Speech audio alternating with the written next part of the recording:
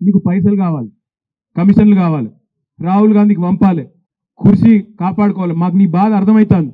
నీకు అంతగానం పైసలు పిచ్చుంటే 4 కోట్ల మంది తెలంగాణ ప్రజలం చందాలు వేసుకుంటాం. గణేష్కు చందాలు వేసుకున్నట్టు చందాలేసి నీ మొఖాన కొడతాం. కానీ పేదవాళ్ళ కడుపు కొట్టుడు బంద్ చేయనమాట. చందాలు ఇయ్యరాయండి మీరు కందుకూరులో. 5-10 రూపాయలు ఎక్కువేం కాదు. రేవంత్ రెడ్డికి 5-10 రూపాయలు ఇచ్చి ఢిల్లీ వాళ్ళ కమిషన్లు పంపుకో, నీ కుర్చీ కాపాడుకో అని చెప్పి అవసరమైతే 4 కోట్ల మంది జోలే పట్టి చందాలు అడుక్కొని ఢిల్లీకి కప్పం కట్టాలి కదా మరి ముఖ్యమంత్రి పదవి కాపాడుకోవాలంటే. అందుకే ఈ పనులన్నీ చేస్తున్నాడు. నేను ఒకటే మీ అందరికి కూడా చేసే విజ్ఞప్తి, మనం గట్టిగా ఉన్న రోజులు రేవంత్ రెడ్డి ఏమనుకుంటుండంటే ప్రజలు పిచ్చోళ్ళు ఇలా అన్ని మర్చిపోతారు, మొదటి సంవత్సరంలో ఇవాళ లొలి పెడతారు, మళ్ళీ ఆఖరి సంవత్సరంకి వచ్చే వరకు మళ్ళీ నేను పుల్లెటి మాటలు చెప్తా, మర్చిపోతారు. ఆయనత పోయినసారి తులం బంగారం అన్నా, ఈసారి మా ఆడపిల్లలందరినీ కలిసి ఆయన 10 తులాల బంగారం ఇస్తా అని చెప్తా, నమ్ముతారు. ఆయనత మళ్ళీ నాకే గుద్దుతారు అనుకుంటాను. ఇంకొక మాట చెప్తున్నాడు అందరికీ, 100 రోజుల్లో అని చెప్పినా కానీ ఆఖరి 100 రోజులలో ఇస్తా. ఇప్పుడు ఏం తొందర ఉన్నది నాకు? ఆఖరి 100 రోజులలో ఇస్తేనే ఓటు గుర్తుపెట్టుకుంటారు. ఇప్పుడు ఎందుకు ఇవ్వాలని మాట్లాడుతున్నాడు.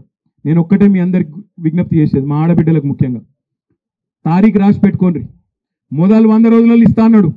ఆ తర్వాత ఒక్కొక్క రోజు ఎంతెంత అయితే లేట్ చేస్తుండో మొత్తం మిత్తితో సహా ఇయ్యాలి. ఒక్కొక్కరికి ఎంత బాకీ ఉన్నాడో రాసుకోండి. ముసలోళ్ళకి ఎన్ని వేలు బాకీ ఉన్నాడు, ఆడపిల్లలకి ఎన్ని తులాల బంగారం బాకీ ఉన్నాడు, రైతులకు రైతు బంధు ఎంత బకాయి ఉన్నాడు, ఇంకా ఎవరికి ఏమేమి బకాయి ఉన్నాడో రాసి పెట్టుకోండి. మొదలు పెట్టిన రోజు అడగాలి ముఖ్యమంత్రిని, ఏమయ్యా మరి 100 రోజులలో మొదలు పెడతా అన్నావు, ఇన్ని రోజులకు ఇంకా ఏం దిక్కు లేదు, అతి లేదు, గతి లేదు, ఏం సంగతి అని అడగాలి. హుషారు కావాలి, మనం ఇట్స్ పెట్టద్దు. అగో బతుకమ్మ సీరియల్ అంటుండు మా తమ్ముడు. బతుకమ్మ సీరియల్ ఎక్కడ తమ్మి? ఆయన ఇంట్లో ఉన్న సీరియల్ ఎత్తుకపోతే ఆయన గొప్పోడు. బతుకమ్మ సీరియల్ అయితే రావు, అవి ఎప్పుడో పోయినాయి. ఒక సీర కాదు 2 సీరియల్ ఇస్తా అన్నాడు మహిళలకు. నేను మహిళలకు చూసి రాది, ఒక సీర కాదు 2 సీరియల్ ఇస్తా అన్నాడు. మరి బతుకమ్మ పండుగకు ఇంతవరకు చీర లేదు.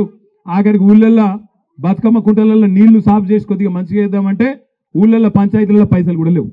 అట్లాంటి పరిస్థితి ఇవాళ ఈ రాష్ట్రంలో ఉన్నది.